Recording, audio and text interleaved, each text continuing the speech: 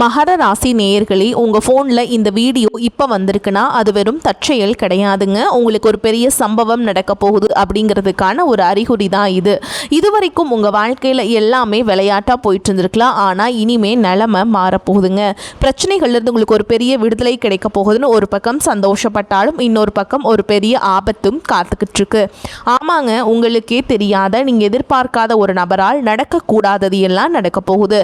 அந்த நபரை சமாளிக்க ஒரே ஒரு வழிதான் இருக்கு. அதை சொல்றதுக்கு முன்னாடி உங்க மேலே இருக்கிற அந்த திருஷ்டியும் கெட்ட சக்தியும் விலகணும்னா உங்க குலதெய்வத்தோட பெயரை கீழே கமெண்ட்ல சொல்லுங்க. குலதெய்வத்தோட பெயரை உச்சரிக்கும் போதே அந்த அரண் உங்களை சுற்றி உருவாக ஆரம்பிக்கும். கமெண்ட் செஞ்ச கையோட நம்ம சேனலை சப்ஸ்கிரைப் பண்ணிட்டு பெல் பட்டன் கொடுத்து ஆல் அப்படிங்கிற ஆப்ஷனையும் தேர்ந்தெடுத்து வைங்க. வாங்க வீடியோக்குள்ள போலாம். மகர ராசி அன்பர்களே, அனைவருக்கும் வணக்கம். உங்கள் வாழ்க்கையில் நீங்கள் இதுவரை பார்த்திராத ஒரு மிகப்பெரிய திருப்புமுனை அரங்கேற போகிறது. வருகின்ற நாட்கள் சாதாரண நாட்கள் அல்ல. உங்கள் தலையெழுத்தையே மாற்றப்போகும் சக்தி வாய்ந்த நாட்கள். ஆனால் அதே சமயம் உங்களுக்கு ஒரு பெரிய ஆபத்தும் காத்திருக்கிறது. அந்த 4 நபர்கள் யார்? நீங்கள் ஏன் உஷாராக இருக்க வேண்டும் என்பதை இந்த வீடியோவில் முழுமையாக பார்ப்போம். மகர ராசி மண்டலத்தின் 10வது வீடாக அமையும். இந்த ராசி காலபுருஷ தத்துவப்படி கர்ம வினைகளை தீர்மானிக்கும் மிக முக்கியமான இடமாகும். மகர ராசியில் பிறந்த நீங்கள் ஏன் எப்போதும் ஒருவித போராட்டத்துடனும் மற்றவர்கள் படாத கஷ்டத்தையும் அனுபவிக்கிறீர்கள் என்று எப்போதாவது யோசித்தது உண்டா? இதற்கு பின்னால் உங்கள் முற்பிறவியின் ஆழமான ரகசியங்கள் புதைந்து கிடக்கின்றன. உங்கள் கடந்த கால பிறவியில் நீங்கள் மிகப்பெரிய அதிகாரம் கொண்ட பதவியிலோ அல்லது ஒரு கூட்டத்தை வழிநடத்தும் பொறுப்பிலோ இருந்திருக்க வாய்ப்புகள் அதிகம்.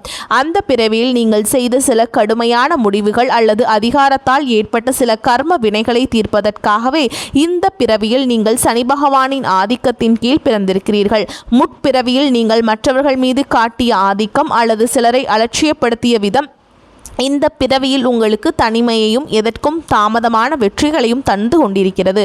குறிப்பாக மகர ராசிக்காரர்கள் இந்த பிறவியில் எப்போதும் ஒருவித குற்ற உணர்ச்சியுடனும் அல்லது எதையோ சாதிக்க வேண்டும் என்கின்ற தாக்கத்துடனும் அழிவதற்கு காரணம் முற்பிறவியில் முடிக்கப்படாமல் போன சில கடமைகள் தான். நீங்கள் கடந்த கால பிறவியில் நேர்மையற்ற முறையில் எதையாவது அடைந்திருந்தால் இந்த பிறவியில் உழைப்பிற்கேற்ற பலன் கிடைக்காமல் தவிப்பீர்கள். ஆனால் நீங்கள் தர்மத்தின் வழி நடந்திருந்தால் இந்த பிறவியின் தொடக்கத்தில் கஷ்டங்கள் இருந்தாலும் நடுத்தர வயதுக்கு பிறகு ராஜராஜ வாழ்க்கை உங்களை தேடி வரும்.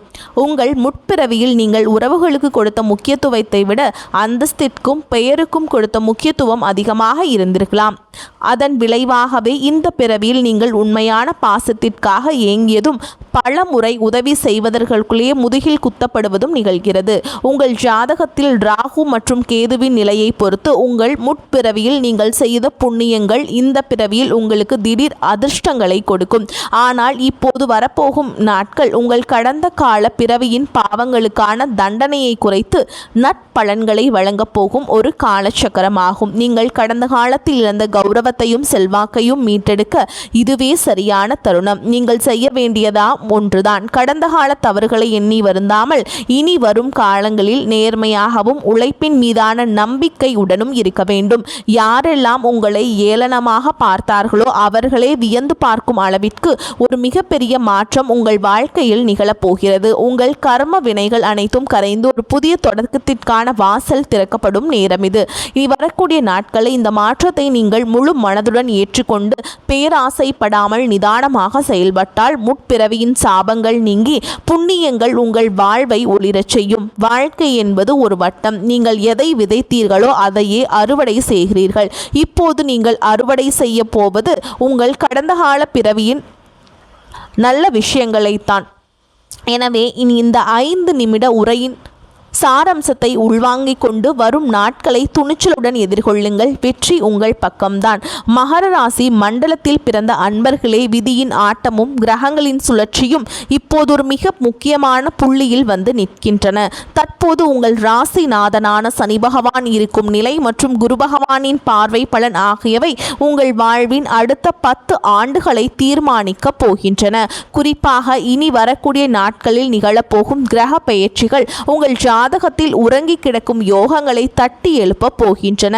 இதுவரை நீங்கள் அனுபவித்த சோதனைகள் அனைத்தும் ஒரு முடிவுக்கு வந்து சாதனைகளுக்கான கதவுகள் திறக்கப்படும் ஒரு உன்னதமான காலகட்டம் இது. பொருளாதார ரீதியாக பார்த்தால் கடந்த சில காலங்களாகவே உங்கள் கையில் பணம் வந்தாலும் அது வந்த வேகத்திலேயே மறைந்துவிடும் நிலை நீடித்தது. சேமிப்பு என்பது உங்களுக்கு காணல் நீராகவே இருந்தது. ஆனால் இப்போது நிலவும் கிரக மாற்றங்கள் உங்கள் தன வரவை அதிகரிக்க செய்யும். வராத கடன்கள் வசூலாகும். நீண்ட நாட்களாக தடைபட்டிருந்த பூர்வீக சொத்து விவகாரங்கள் உங்களுக்கு சாதகமாக முடியும். ஆனால் இங்கேயே நீங்கள் எச்சரிக்கையாக இருக்க வேண்டும். உங்கள் பொருளாதார முன்னேற்றத்தை கண்டு உங்கள் நிழல் போலவே உங்களை பின்தொடரும் சில பொறாமை கண்கள் உங்கள் மீது விழுந்துள்ளன. நீங்கள் வாங்கிய புதிய பொருட்கள் அல்லது உங்களின் லாபத்தை பற்றி யாரிடமும் தற்பெருமையாக பேசாதீர்கள். அதுவே உங்களுக்கு திருஷ்டியாக மாறி உங்கள் முன்னேற்றத்தை தடுத்து நிறுத்தும். உத்தியோகம் மற்றும் தொழில் துறையில் இருப்பவர்களுக்கு இது ஒரு பொற்காலமாக அமைய போகிறது. மேல் அதிகாரிகளின் கெடுபிடிகளால் மன உளைச்சலுக்கு ஆளானவர்களுக்கு இப்போது ஒரு நிம்மதி கிடைக்கும். உங்கள் கடின உழைப்பிற்கேற்ற அங்கீகாரம் ஏதோ ஒரு வகையில் உங்களை தேடி வரும். புதிய வேலை தேடுபவர்களுக்கு அவர்களின் தகுதிக்கு மீறிய ஒரு நல்ல வாய்ப்பு கிட்டும். ஆனால் நீங்கள் பணி புரியும் இடத்தில் உங்களின் இடத்தை பிடிக்க துடிக்கும் ஒரு நபர் மறைமுகமாக உங்களுக்கு எதிராக சூழ்ச்சி செய்யலாம். அவர் உங்களைப் போலவே இனிமையாக பேசுபவராக இருப்பார். அவரிடம் உங்கள் தொழில் ரகசியங்களை ஒருபோதும் பகிர்ந்து கொள்ளாதீர்கள். குடும்ப உறவுகளை பொறுத்தவரை கணவன் மனைவிக்கிடையே இருந்த மனக்கசப்புகள் நீங்கி நெருக்கம் அதிகரிக்கும். பிள்ளைகளின் கல்வியில் இருந்த மந்த நிலை மாறி அவர்கள் சிறந்து விளங்குவார்கள். ஆனால் உங்கள் உறவினர்கள் என்ற போர்வையில் இருக்கும் ஒரு சிலர் உங்கள் குடும்ப ரகசியங்களை தெரிந்து கொண்டு அதை வைத்தே உங்களுக்குள் குழப்பத்தை உண்டாக்க முயல்வார்கள்.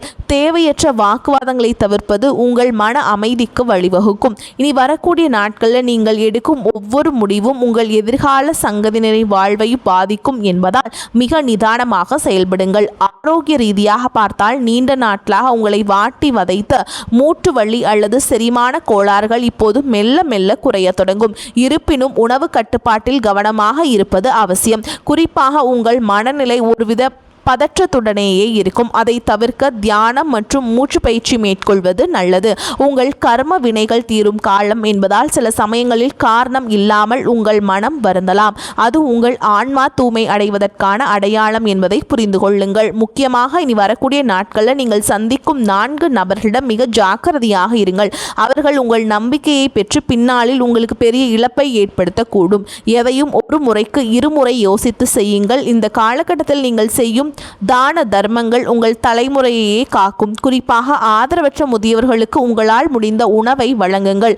இது உங்கள் கர்ம வினைகளின் வேகத்தை குறைத்து அதிர்ஷ்டத்தை விரைவுபடுத்தும். முடிவாக உங்களுக்கு ஒரு புதிய விடியலை தரும் என்பதில் ஐயமில்லை. சோதனைகளை கடந்து சாதனைகளை நோக்கி பயணிக்க உங்கள் ராசி உங்களுக்கு முழு ஒத்துழைப்பை வழங்கப் போகிறது. நம்பிக்கையுடனும் நேர்மையுடனும் இந்த மாற்றங்களை எதிர்கொள்ள தயாராகுங்கள். உங்கள் உழைப்பும் இறைவனின் அருளும் உங்களை ஒரு உயர்ந்த இடத்திற்கு கொண்டு செல்லும். மகர ராசி அன்பர்களே, உங்கள் வாழ்வின் மிக முக்கியமான ஒரு காலகட்டத்தில் நீங்கள் இப்போது அடியெடுத்து வைத்திருக்கிறீர்கள். கிரகங்களின் சுழற்சி உங்களுக்கு சாதகமாக மாறத் தொடங்கும் இந்த நேரத்தில் உங்கள் வளர்ச்சியை தடுக்க முற்படும் 4 வகை மனிதர்களை பற்றி நீங்கள் மிக தெளிவாக தெரிந்து கொள்ள வேண்டும். நீ வரக்கூடிய நாட்களில் இவர்கள் உங்கள் வாழ்க்கையில் ஏதோ ஒரு ரூபத்தில் குறுக்கிடுவார்கள். அவர்களை அடையாளம் கண்டு ஒதுங்கியிருப்பதே உங்கள் வெற்றிக்கு வழிவகுக்கும்.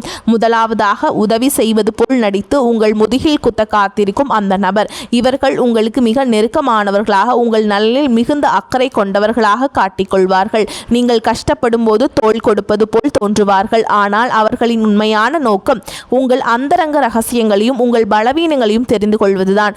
நீங்கள் எப்போது பலவீனமாக இருக்கிறீர்கள் என்பதை தெரிந்து கொண்டு சரியான நேரத்தில் உங்கள் நம்பிக்கையை உடைப்பார்கள். உங்கள் வளர்ச்சியை கண்டு உள்ளுக்குள் புதைந்து கொண்டிருக்கும் இவர்கள் வெளியில் மட்டும் புன்னகையை உதிர்ப்பார்கள். இவர்கள் உங்கள் எதிர்கால திட்டங்களையோ அல்லது உங்கள் குடும்ப ரகசியங்களையோ ஒருபோதும் பகிர்ந்து கொள்ளாதீர்கள். குறிப்பாக இவர்களின் வருகை உங்கள் இல்லத்தில் இருக்கலாம். அப்போதும் மானமாக இருப்பதே உங்களுக்கு சிறந்தது.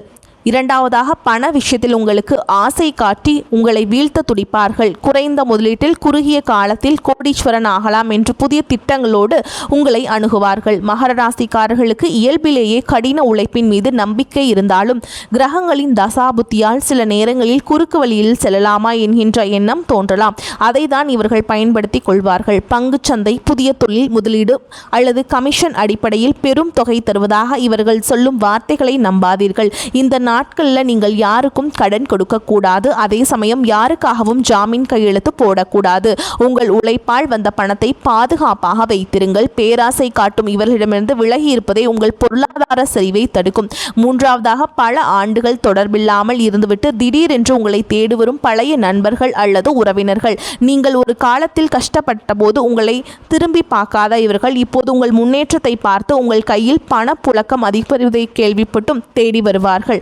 பழைய பாசத்தை பொழிவது போல் நடித்து உங்கள் தற்போதைய நிலையை பற்றி துருவி விசாரிப்பார்கள். இவர்களின் உண்மையான நோக்கம் உங்கள் வெற்றியின் ரகசியத்தை தெரிந்து கொள்வதும் முடிந்தால் உங்கள் பெயரை கெடுப்பதும் தான். உங்கள் வளர்ச்சியை பார்த்து இவர்களால் தாங்கிக் கொள்ள முடியாது. இவர்கள் உங்கள் வீட்டிற்கு வந்து சென்றாலே ஒரு விதமான எதிர்மறை ஆற்றல் நிலவுவதை நீங்கள் உணரலாம். இவர்களிடம் உங்கள் வெற்றியை பற்றி பெருமையாக பேசுவதை தவிர்த்து மிக சாதாரணமாக பேசி அனுப்பிவிடுங்கள்.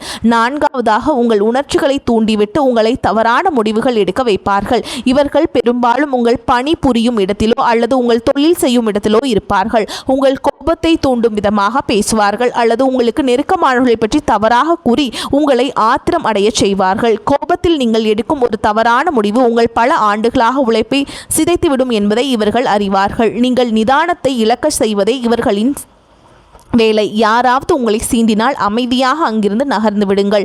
உங்கள் மனம்தான் அவர்களுக்கு நீங்கள் கொடுக்கும் மிகப்பெரிய தண்டனை. இந்த 4 வகை மனிதர்களும் உங்கள் கர்ம வினையின் ஒரு பகுதியாகவே உங்களை சந்திக்கிறார்கள். இவர்களை நீங்கள் எப்படி எதிர்கொள்கிறீர்கள் என்பதில்தான் உங்கள் வெற்றியும் உங்கள் தலையெழுத்தின் மாற்றமும் அடங்கியிருக்கிறது. விழிப்புணர்வுடன் இருங்கள். யாரிடமும் அதீத அன்பு காட்டி உங்கள் பாதுகாப்பை இழந்து விடாதீர்கள். உங்கள் உள்ளுணர்வு சொல்வதை கேளுங்கள். ஒருவரை சந்திக்கும் போது உங்கள் மனம் தயக்கம் காட்டினால் அவரிடமிருந்து தள்ளியே இருங்கள். இந்த எச்சரிக்கைகளை நீங்கள் சரியாக பின்பற்றினால் எந்த ஒரு தீய சக்தியும் உங்கள் முன்னேற்றத்தை தடுக்க முடியாது. வரப்போகும் காலம் உங்களுக்கு பொற்காலமாக அமையப் போகிறது. அதற்கு இந்த மனிதர்களின் சூழ்ச்சியிலிருந்து உங்களை காத்துக்கொள்வது மிக அவசியம். ஒரு அடர்ந்த காட்டின் ஓரத்தில் அமைந்திருந்து வந்த அமைதியான கிராமம். அங்கே ரவி என்ற இளைஞன் வசித்து வந்தான். அவன் ஒரு சிறந்த உழைப்பாளி, நேர்மையானவன், எதையும் திட்டமிட்டு செய்யும் குணம் கொண்டவன். அவனுடைய ராசி மகரம் என்பதால் அவனுக்கு தனிமை பிடிக்கும். ஆனால் ஊர் மக்கள் அனைவரும் அவனை ஒரு அறிவாளியாகவே பார்த்தார்கள். ரவி தனது கடின உழைப்பால் ஒரு சிறிய தானிய கிடங்கை உருவாக்கி அதில் நல்ல லாபம் ஈட்டி வந்தான்.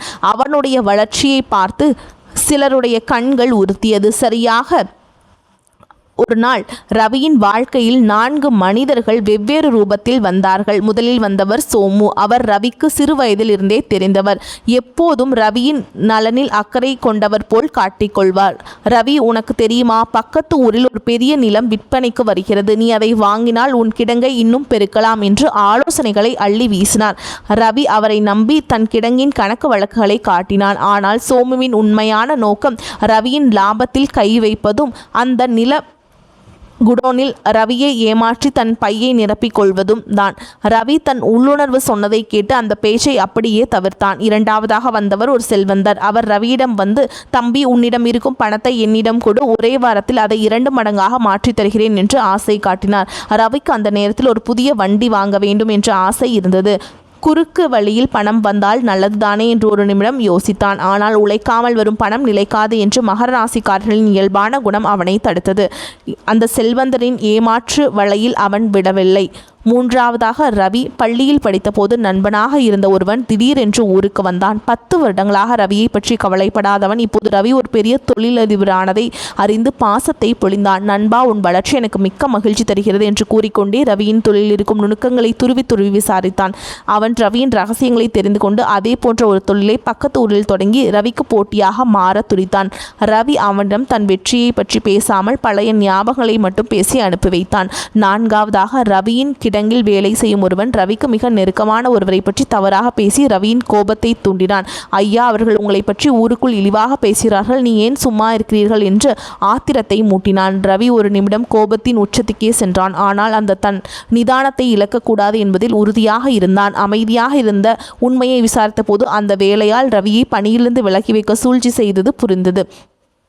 இந்த 3 நபர்களும் ரவிக்கு மிக ஒரு எச்சரிக்கையை கொடுத்தார்கள். சோமுவின் வஞ்சகம், செல்வந்தரின் ஏமாற்று வேலை, பழிய நண்பனின் பொறாமை, வேலையாளின் சூழ்ச்சி என அனைத்தையும் தனது நிதானத்தால் முறியடித்தான். இரவு முடிந்த போது ரவிக்கே ஒரு செய்தி வந்தது.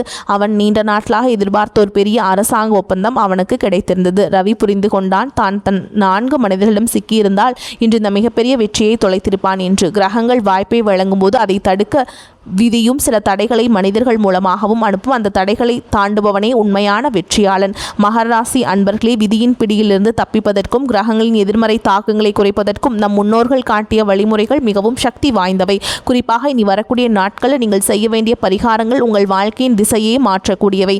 சனி பகவானின் ஆதிக்கம் கொண்ட உங்களுக்கு ராசிக்கு ஒழுக்கமும் பக்தியும் தான் மிகப்பெரிய கேடயங்கள். இனி வரக்கூடிய நாட்களில் நீங்கள் அதிகாலையிலேயே எந்திரிச்சு கொள்வது ரொம்ப அவசியம்.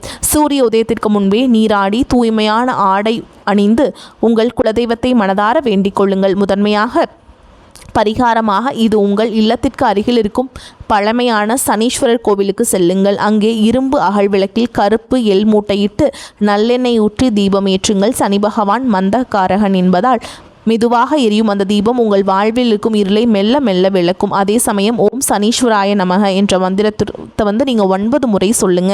இது உங்கள் முற்பிறவி கர்ம வினைகளை குறைத்து உங்களுக்கு ஆபத்திலிருந்து தடுத்து உங்களை ஒரு நல்வழிப்படுத்தும். வரக்கூடிய வாய்ப்புகளை நீங்கள் தவற விட்டுறாதீங்க, கெட்டியாக பிடிச்சிக்கோங்க. இந்த பரிகாரங்களை கட்டாயமாக செய்யுங்க. வாழ்த்துக்கள். வாழ்க வளமோடு நலமோடு. நன்றி, வணக்கம்.